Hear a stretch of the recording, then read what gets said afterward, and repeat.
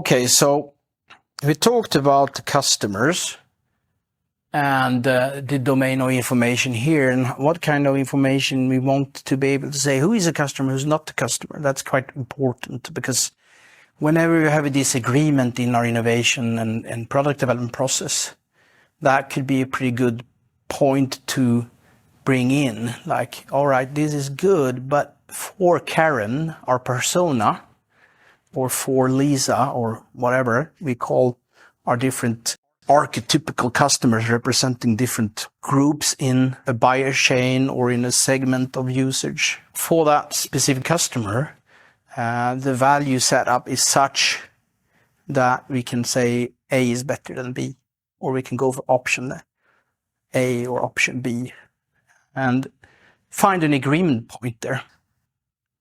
So it's useful. Now, what kind of information then do we want about different customers? Well, what we want to find out, except for just contexts and so on that they live in, and the situation that we target, not their entire life usually. We try to target a problem or a job that they're trying to deal with in a certain context. And what we usually start with is the value. How do we engineer value for this customer in this situation? So value, this is the definition of value, the standard European definition. Satisfaction of customer needs in relation to the use of customer resources. This one you need to know. It's something that you need to bring with you across your life if you're going to work with business. Is it really solving a problem, or is it really creating a result for the customer? Or is it just a feature that is not relevant for them? Like the frame rate of 120 Hertz. It's not relevant for me. I don't care about it. It has no value. Okay. So for resource consumption, we talk about using customer time. So for a product or service, let's say cup of coffee, if I can get two identical options and one takes me 10 minutes and one takes 5 minutes, the 5-minute one is better, has higher value. If there's a difference in cost, the lower cost one is also higher value. So lower use of time, lower use of my money, and lower effort. Like how much work do I have to do, how much mental concentration do I have to spend, and how much physical activity. So less is better. That's why they are on the denominator here. In the numerator, we have what increases value. So solving problems and creating results, and then we have improved feelings. And if you remember what Ulf Bengtzell said, he said these are more rational things and these are more emotional. But they are all important also for business-to-business settings. Okay, so we have pains and gains. Problem resolving is to remove pains. Result creation is to create gains. And these might sometimes overlap a little bit.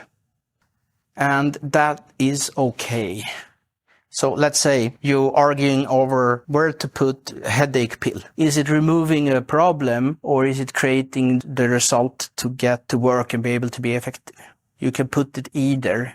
Probably we call it the pain, remove a problem, pain, because it's a painkiller. It's going to be a bit strange not to relate it to pain. That's the intuitive.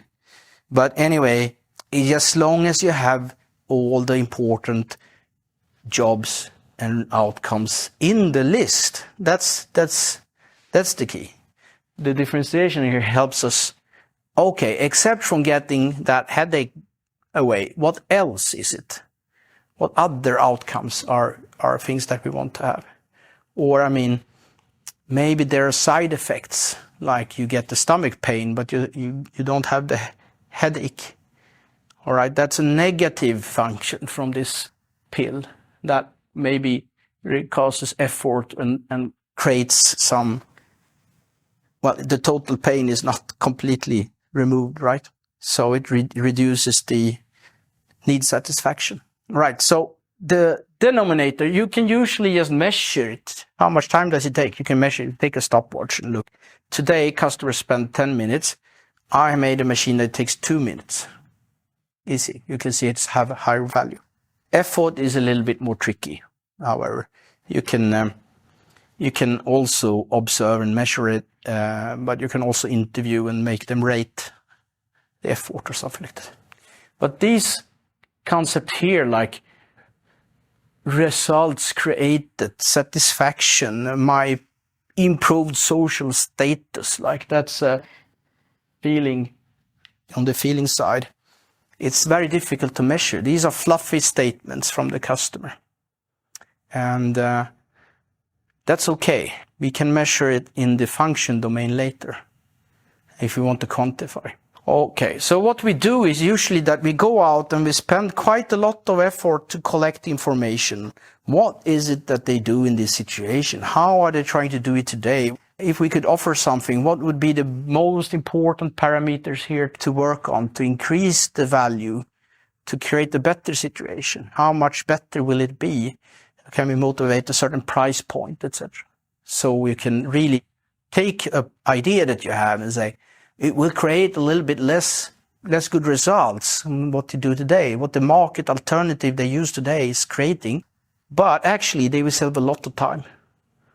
Or it will cost more, but they will get the result faster or to a higher degree and so on. You can model that.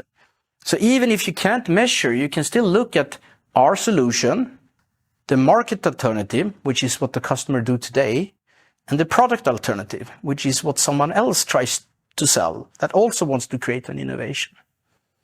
So we can still just look at the different parameters for this customer and say, are we better or worse? Is the pizza better than the salad in this case? You can see it.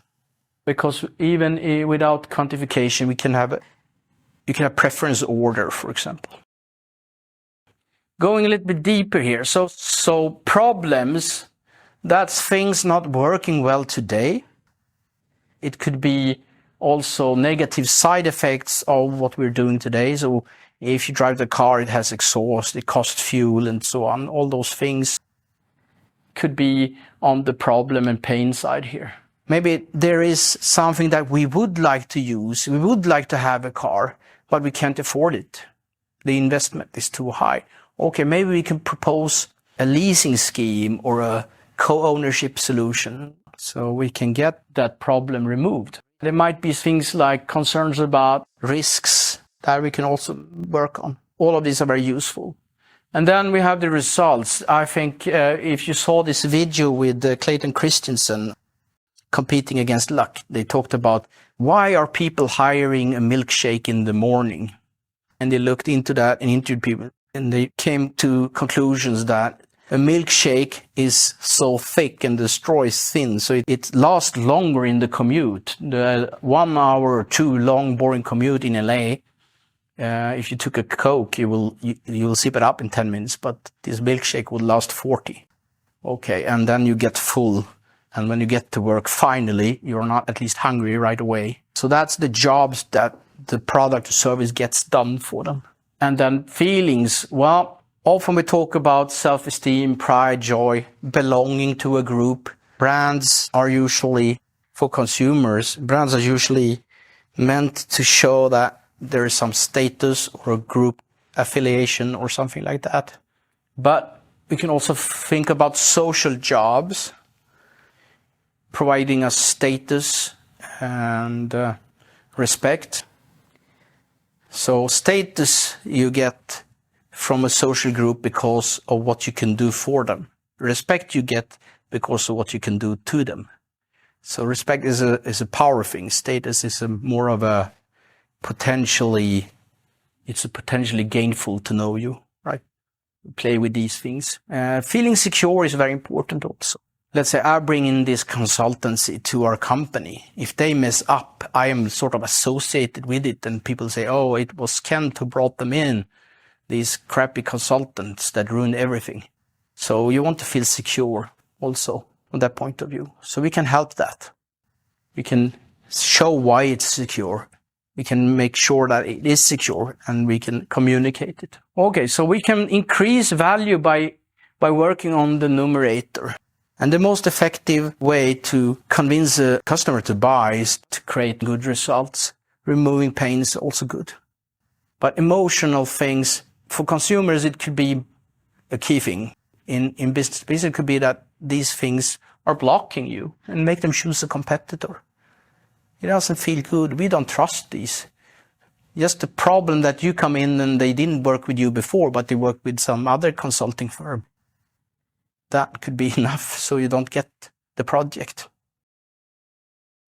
In the denominator, we try to decrease, of course, and cost, so that's price, but of course don't forget all the other costs if you're gonna model the value. And can you have someone else pay?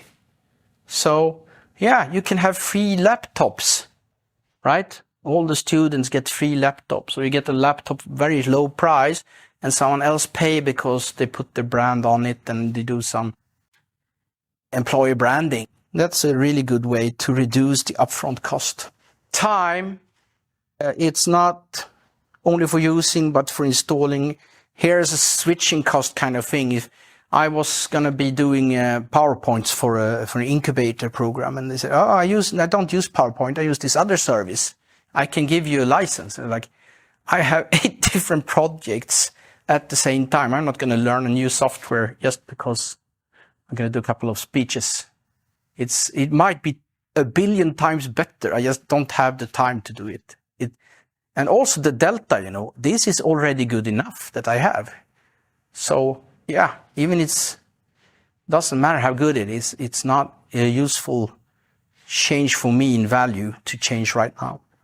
Yeah. So yeah, you have to remember this when you talk about comparing to market alternative and product alternatives. It has to be a delta. It's not just a little bit better. If you persuade someone to change, it has to be a lot better. Maybe double. Maybe sometimes 10 times better. Okay, so we can do an exercise in value analysis. So this is the Novus 2 bike. It's electric, very fancy. It's fairly expensive, about 100,000 or something like that, Swedish kroner. It's something around 100 kph speed and range of maybe 100 kilometers. So it's a little bit of a smaller thing, but it's also physically smaller, so it's a neat little product.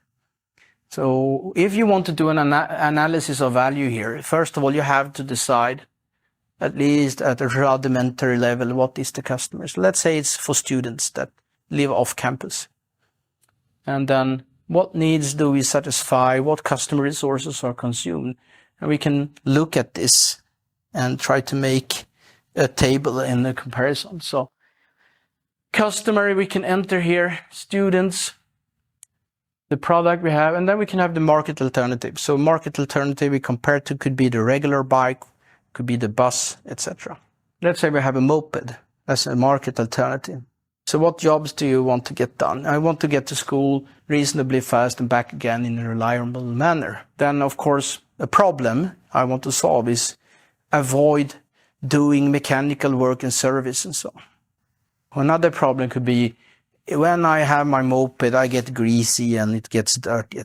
Could be other problems, could be moped could be stolen. Maybe for our Novus bike, we can have a fingerprint lock or something you unlock with a cell phone. It's electric.